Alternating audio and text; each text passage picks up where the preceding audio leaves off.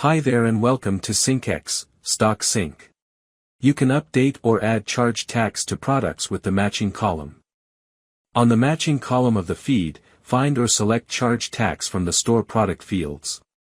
Enter the column name or index for mapping.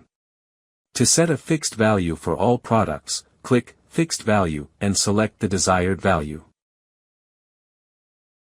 For the charge tax smart settings, you can choose to enter the non-charge tax indicator and the charge tax indicator.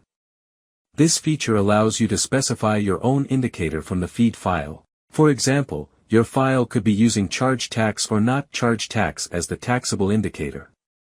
By default, the indicators will use true and false as the values. You can use any value according to your feed file. Replace the value here according to your feed file, which is yes and no. You can also skip updates when the feed value is blank. Note that a value of 0 is not considered blank. Once you are ready, click on Next and all changes will be saved.